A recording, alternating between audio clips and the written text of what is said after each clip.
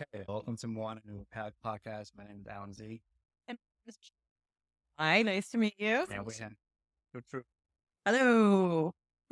I guess I'll start it off. I want to jump right into Path and that era. For you, what was it like to be part of the golden era of UPM before CW?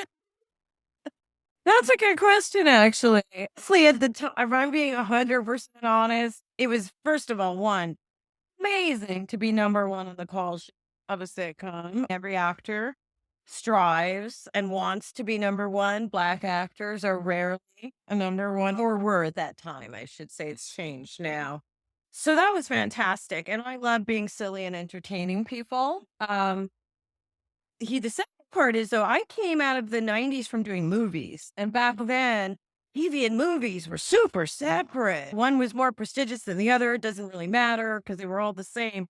But that was my first real foray into doing television. And so to be able to do it and be number one on the call sheet was amazing. That said, I feel like UPN, CBS owned UPN, and I think they treated us like a second stepchild, to be 100% honest. That's my truth about that. They paid us less. They gave us less attention, less press. And sometimes it seemed like we were an afterthought. But like a lot of networks, you know, they built their network up on the backs of Black people, just like WB had done when it first started. So it made sense and all folded into WB at a certain point. But I did say, oh, I get it. It's the end of Us and the beginning of Pretty White Teenagers. And I was not wrong. Yeah. So but there is a little more diversity on those shows now, at least. So it's not just sidebar to that. I know you mentioned movies, so I wanted to jump into your film career.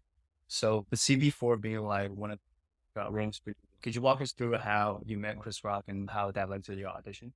Oh, you know what? I did have a leg up in the, actually.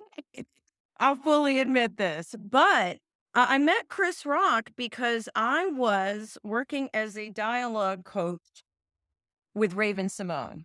Right after the Cosby Show ended, Raven-Symoné was doing her own new pilot TV show.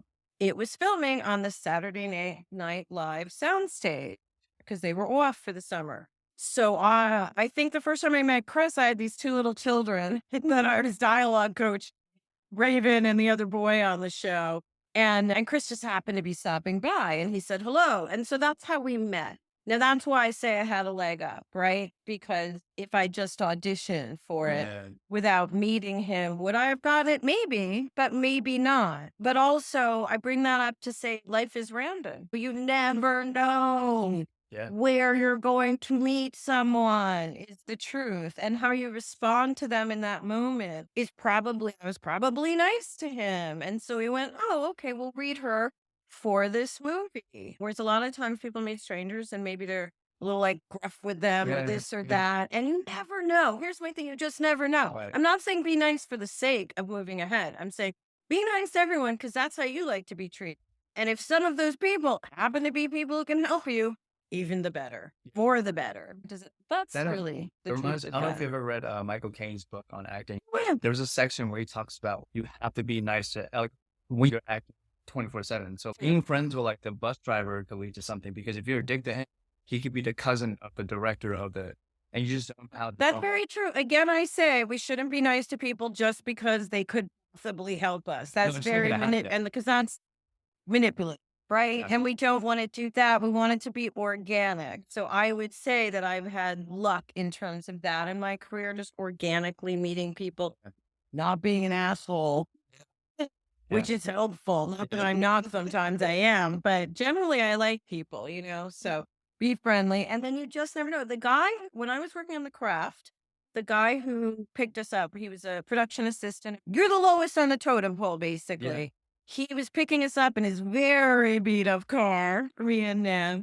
And then 2 years later, he had an office at Sony.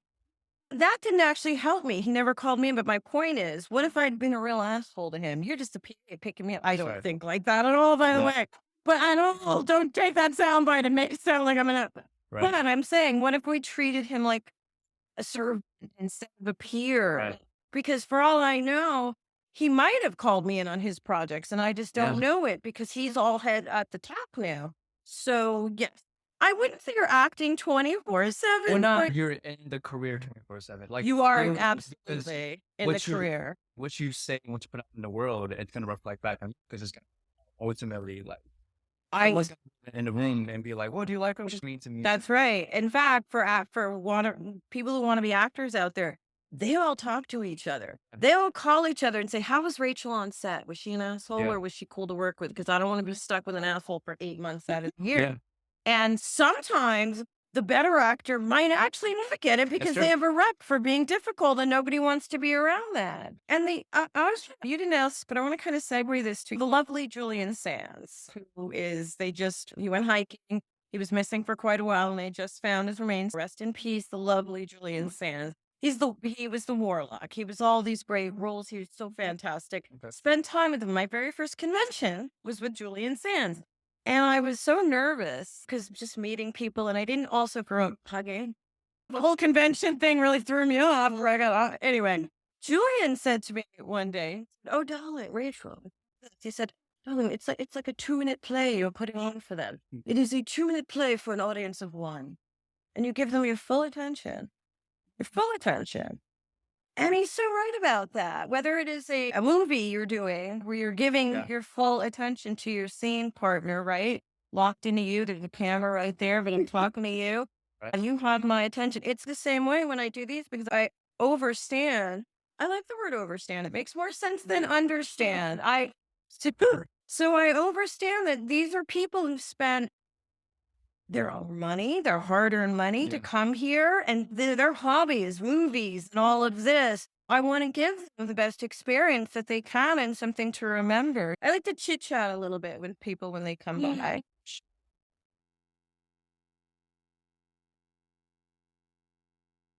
No, I want to. It comes full circle for a lot of people and just 20 true calm. So I want to. It wouldn't story. A couple of thanks for the question, because a couple of reasons. One was I've always loved and utilized tarot as a way to therapize myself. I call it on the back of the box a shrink in a box for a reason. Because it's such a great tool for that. It's something I was introduced to at 8 years old. A friend of my parents came over and they gave me a deck. And I was looking at the images on the deck and I went, I know this. And then I circled back to the books that I pulled down from my father's library. And it was Carl Jung's Man and His Symbols and Nietzsche's Beyond Good and Evil. Those are the two books when I was in foster care from 0 to 4. When I went to go live with my dad, those are the two books I pulled down. And I would mostly for the images, right? Of course. But I could read at that age. But I was probably just looking at the images. So when I got the tarot deck a few years later, I went, well, this is what they were talking about in that book. Yeah. And this is a language I could learn to understand, is what I realized with tarot. It was just a passion of mine through most of my life, and I used it to self-soothe and calm myself down in moments where I was like, what's happening? Which is a lot of the time. So it was a tool for me. And so I decided to write the book. It just came up organically. And the way that we structured it, it's a how-to. So it explains to you how to do tarot, and it goes through the interpretations of all the cards. Then it also includes 22 personal memoirs that match up with the 22 major arcana cards. There are 22 main cards in the deck that are about big life things. The rest of the cards in the deck are more day-to-day things. So I have an essay for the big life things. And as I was saying downstairs, some of the essays are like, it was great and I just had fun. But most of the essays are literally me filleting myself and saying, here's where I messed up. Here's what I learned. And here's how I used tarot to help me. Because if I've written a whole bunch of essays going, and then I went to the Vanity Fair party and danced all night, you're like, oh, you had fun. That's all you get out of that, right? But if I say, here's where I fell on my face, but I had the strength to get back up, release the shit of whatever I messed up, and then try it again. I just wanted to pass on something. Like, it really helped ground me. Again, when I was younger in Hollywood, I was usually the only Black person in the movie.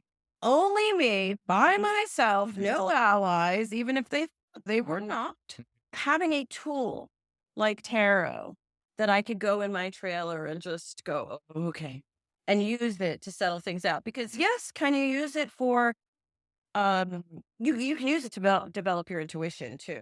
Absolutely. And by that, we all have gut intuition, right? Our ancestors had gut intuition. Oh, there's a behind me.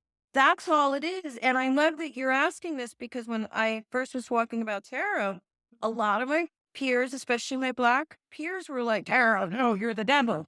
And I was like, "I hear you, but that's a real 1950s outdated white man's view." Forgive me, but that's my truth on that of what it is. And also religion, which is a beautiful thing, has also been used to yoke and control Black people for quite a while. I will let you all fill in the rest. But my thing with bringing it out was I know that a lot of my peers in Hollywood are going to judge me and make fun of me and all of that for it. But I don't care. Who I care? This is my passion and it's helped me. If it helps one other person out there, then it's worth. And it has. I've gotten great response for it. I'm working on a second book that I just sold it to Hachette. And it's going to basically be a handbook. This is the name right now. It's not going to be the official name. Handbook for the highly sensitive. A lot of us are highly sensitive or we're empath, right? Yeah. It's another book of essays going through my experience with that, but also it'll have like workbooks, things in there for people to develop. Because I think being highly sensitive, you can feel like you're being burned all the time when you have sensitivities. It is a little bit about learning to control that because as a lot of young empaths who come up to me, they're like, "I'm an empath, what do I do? This person telling me, right?" And right, the anxiety, first of all. But second of all, these motherfuckers aren't going to change. It's us who have to use whatever tools we have, whether it's tarot or church or whatever it is, to get that strength in ourselves. But other people aren't going to change. And that is a little controlling of us to want to say, "You must think like I do," right? But the anxiety levels among young empaths are very overwhelming. So that's something I'd like to help people through. And I'd like to write the book that I wish I had when I was younger. Ask me about that, like see a child and finding tarot and finding for himself and just seeing the Black one first. But I know, and listen to them. I love that you were open giving. But what I need to, I was still like that. Sometimes I have people told that's what I 1,000% understand that. But as I always point out, they're paper cards printed in China. So magical. The magic is in what that image unlocks. Is what, yes, it's the experience of the reading too, but it really is what that image unlocks in you because in an image is going to be what it evokes in you. On a visceral level, it's going to be completely different because your experiences are different and I'm going to see something different. That's the actual magic. To me, that doesn't have anything to do with God, the church. Also, if you look at most tarot decks, including mine, local allegory in there. Yeah. A lot. The Tower of Babel is the tower card, building yourself on a full foundation. And hubris, wanting to build a tower so high you could talk to God. And God was like, "Fuck your tower." And then also, I'm going to make you speak different languages. That's where the word Babel comes from. I'm going to make you speak different languages so you can't communicate enough to build a tower. So anyway, I think if people were educated about this stuff, they would understand. But I also understand, I think tarot is not for everyone, right?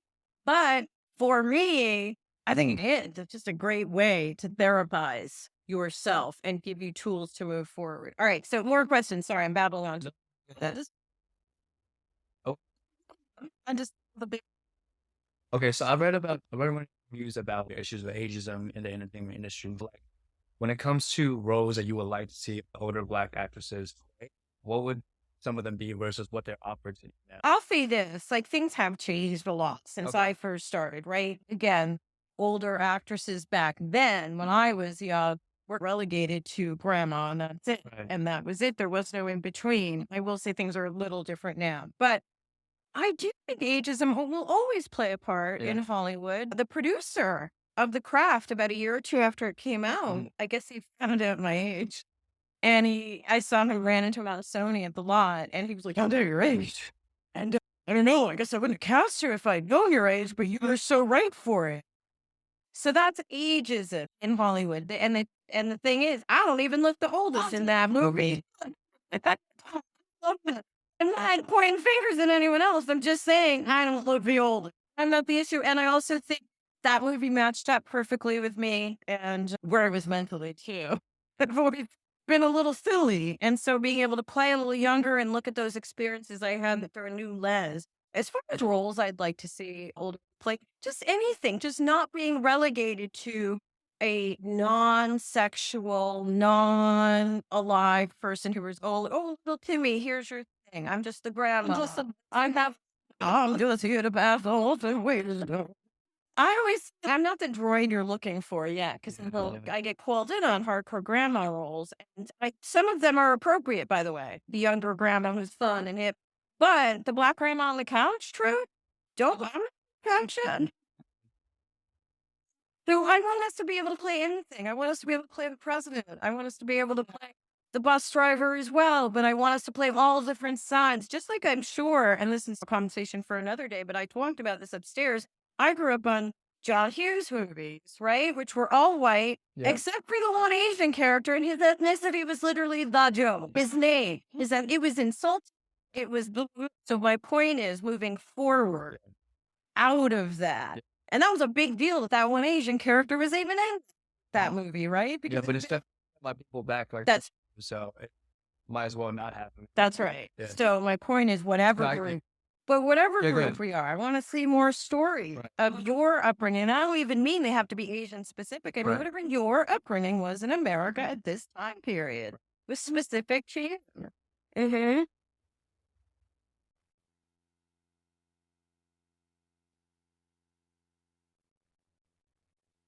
Aloha mai kako. Welcome, everyone. Today on the Moana Nui Podcast, we are proud to celebrate July 31st as La Ho'i Ho'i Ea, Sovereignty Restoration Day, a national celebration in the Kingdom of Hawaii. Hawaii has long been a strategic point on the global map. Some may know about the illegal occupation by the U.S. in the late 1800s, but even fewer are aware of the first illegal occupation in 1843 by the British. Contending maritime powers in the 19th century, principally England, France, and the US, recognized the strategic importance, and by the 1840s, Rear Admiral Richard Thomas, commander of the British squadron in the Pacific, sent Lord George Paulet to Honolulu to protect British interests. On February 10, 1843, George Paulet, the captain of the British frigate Carrisford, landed in Honolulu Harbor. He had heard complaints from the British consul and rumors of land disputes. Without any authorization, Paulet declared the islands as British territory. Paulet then threatened King Kamehameha III, also known as Kauikeaoli, burned all Hawaiian flags, then placed himself and a military group in charge and restricted trade in the port. Such desecration and disrespect. While Kamehameha III and his ministers objected, they formally ceded sovereignty to avoid violence. I think we've heard that one before. Now, this occupation lasted 5 months. So here's the question. Who is George Paulet? Mr. Paulet was an officer of the Royal Navy. He served in the Portuguese Liberal War, the Spanish First Carlist War, and protected British interests and property. As we now know, he served in the Pacific Station, where he took quote-unquote unofficial action to occupy Hawaii. But even after that, he went on to serve during the Crimean War and received a number of awards and was promoted through the ranks at the rank of full admiral. Makes you wonder what discipline looks like in Britain, right? How does an officer of their military take this kind of action and still be rewarded with future assignments and an actual award? In any case, Great Britain had already recognized independence, and France had promised to do likewise. Protests mounted in the islands, but this provisional cession to Paulet was also received with consternation in foreign capitals. Eventually, Admiral Thomas himself arrived in Honolulu on the frigate Dublin on July 26, 1843. He went to Hawaii to assure Kamehameha III of the English government's good faith. Great Britain declared Paulette's actions to be unauthorized, and on July 31st, the Hawaiian flag was raised once again. On the afternoon of July 31st, 1843, Kamehameha participated in a service of thanksgiving at Kawaiahao Church, where he shared the phrase "Uamau Kea o Ka'aina Ikapono," translated as "the life of the land is perpetuated in righteousness," which eventually became Hawaii's state motto. In 2022, the Hawaii State Legislature designated Iea as an official state holiday to be observed on July 31st. Kamehameha III first established the Sovereignty Restoration Day in 1843 after that illegal occupation. Today, Native Hawaiians continue to advocate for autonomy against what is seen as an ongoing occupation by the United States. Kumu Hinale Wongkalu, a leader and advocate for Kanaka Maoli language and cultural preservation, put it best. The reason we continue to educate and empower our people is because we want a healthy and thriving, not only Hawaii community, but everyone else who lives in Hawaii as well. I would also say that it's important to educate anyone, regardless of where they live, so that they can really understand, appreciate, respect, and advocate for the continued support of Hawaii to reclaim its sovereignty. So there you have it. July 31st is Sovereignty Restoration Day for Hawaii to celebrate the reclamation of our kingdom from the British government. As our king once proclaimed, and was made even more infamous by Brother Israel Kamakawiwa Ole, "Uamau Kea o Ka'aina Ikapono." The life of the land is perpetuated in righteousness. To learn more about Kanaka Maoli and Hawaii history, tune in to the Moana Nui Podcast Kuleana series, which you'll find on your favorite platform with sponsorship from Papa Ola Lokahi. Mahalo.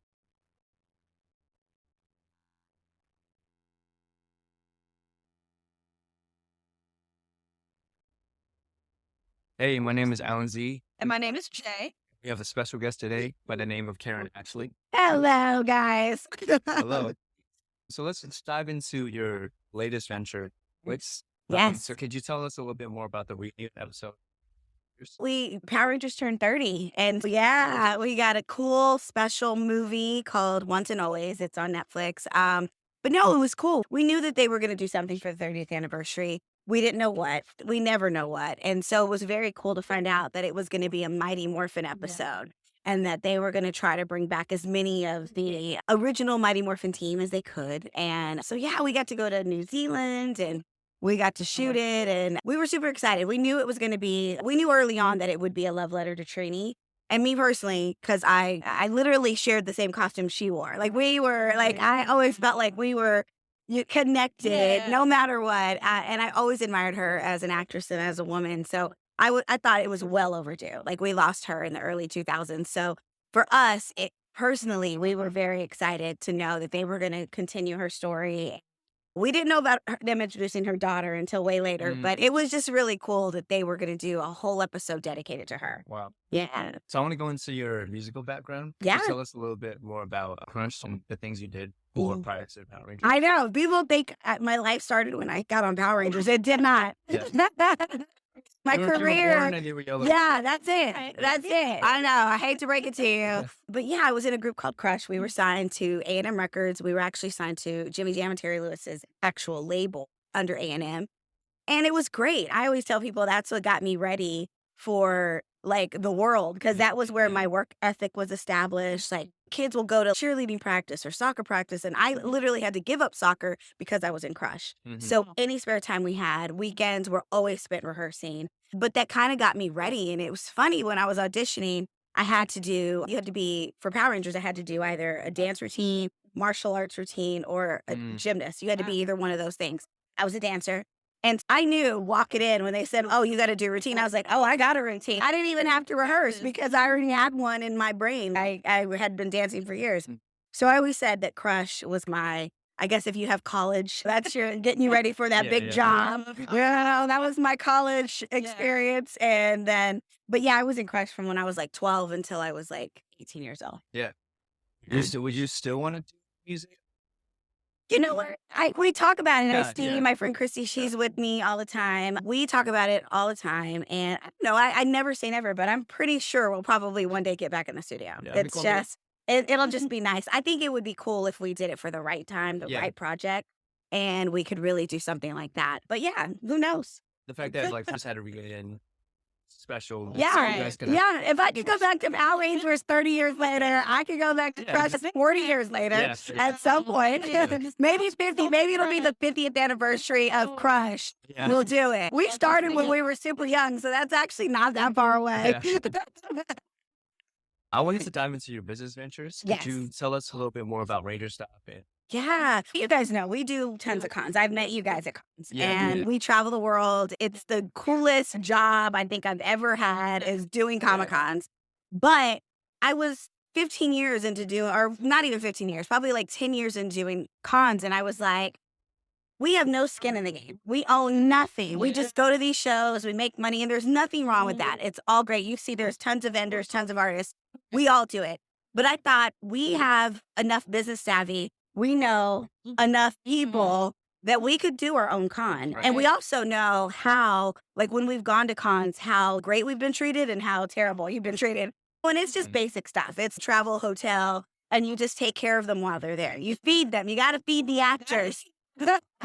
So I was like, we could totally do that. And our friend Mike, he was actually already doing his show in Orlando called Ranger Stop. And I told him, I said, would you consider partnering with us, me and Nakia Baris, and do Ranger Stop and Pop? And the reason it's and Pop is because we wanted pop culture guests, anime guests, and Power Rangers. So we didn't want it to just be another Ranger show. We wanted to be able to bring in other people because we had so many friends. Like I've met the biggest voice actors. I've met the biggest actors. And I'm like, what cooler way to spend a weekend with your friends and to have them at your show? Right. We're going into year 5 and we're so excited. Yes, next year. We're already planning next year, June 21st through the 23rd. And you get it here first. This is an exclusive. We're changing locations. We're at the Omni CNN this next year. Yes.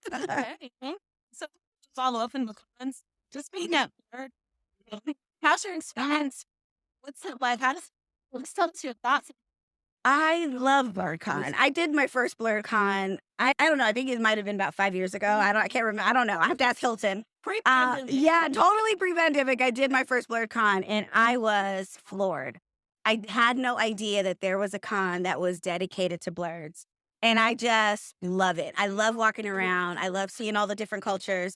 I love seeing us have fun because if you go to other cons, you know, we're a minority in those scenes. And so, not that we're not there, there's not many of us. Right. And so, this world, I feel like one thing I love about a con just in general is that the weirder you are, the cooler you are.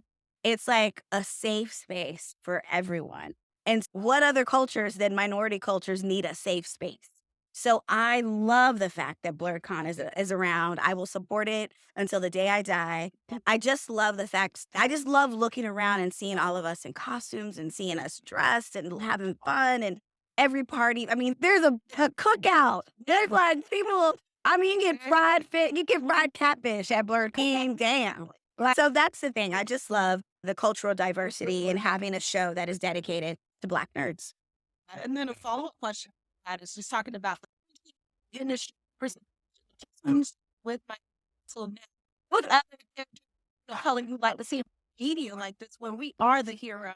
All of them, every character, every position. I just feel we've seen it so many times. There'll be a movie. You get a breakout movie with a full Black cast or if Crazy Rich Asian, and then you never get another one. But they're mega hits. And I don't understand Hollywood. I thought Hollywood, if nothing else, they were greedy and they wanted to make money. And it's always about money. It's always about the deal. So I don't understand how they have it. And it just really has to break down the fact that I don't know what it is, but we know what it is. But if you want to call it that people have said, oh, Hollywood's racist or whatever. You got to think about if you don't want to make money and you know that these shows and these movies and all of this creates a huge revenue for their studio, and then you still don't do it, and you can imagine a dinosaur flying through the air, but you can't imagine, a multicultural cast. You really have to, Hollywood really needs to take a look in the mirror, because for me, I think that we should do it all. We should be in every role, in every genre. Yeah. The power is still so like in this and we're a part of culture. Thank you. Inspire and especially all the third. So let's continue to have, like I said, more things. Yeah. For Black women. Yeah. Like what we want to continue to see. Yeah. Yeah, and that's the thing. I know that Power Rangers was almost 30 years ago, but I felt like that show was so far ahead of the curve. Every single kid has had someone look like them be the hero. Yeah. And that's huge. And they've been doing it for 30 years. And so I just need Hollywood to catch up. And even like wonder as accomplished, like you think about Cree Summer, she's so accomplished. Like I was looking at some of I was like, dang, I didn't realize she did that character and that it doesn't end. But think about the industry as a whole, voiceover. How many other Black women have that kind of, there's hardly anyone else. So it's every industry still needs work. And hopefully with us doing this and shows like BlerDCon being so successful and different movies coming out, hopefully that one day it'll change. Right. Or we start producing our own stuff. I was going to go into that.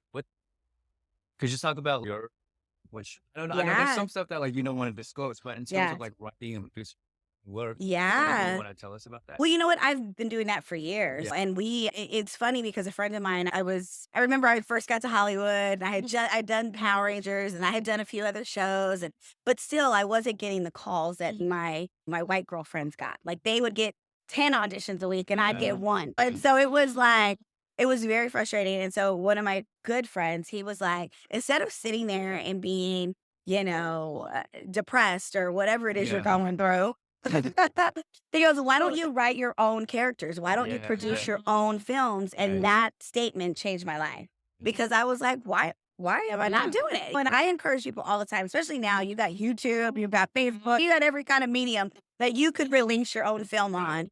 Yeah, exactly. And like most of our phones are digital videos. So it's like exactly if you just light it, spend some money on some good lighting, that phone could capture the HD quality film that you needed to catch. So it's just one of those things where I encourage everyone to do it. And I've been doing it for years and I've got a few projects in the pipeline and it's crazy because we're pitching them. And even now it's still, again, hard to get in the rooms that we need to get into. But I just keep going. We just got to keep pushing. And if one of us gets in and one of us is able to do it, then hopefully they reach back and pull some of the other. Yeah. But I understand it takes time, but we're working on it. Yeah, for sure. Thank you for being a part of the work. Thank you. Appreciate Thank you. Thank you so much. Yes, thank you.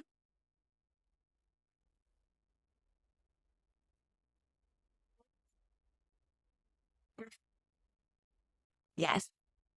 Yes. Oh.